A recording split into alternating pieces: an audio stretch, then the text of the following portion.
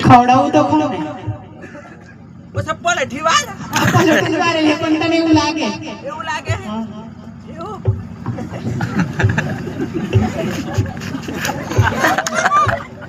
તારે ખાવું કે નહીં ખાવું મને તો શરમ લાગે છે તને કોની શરમ લાગે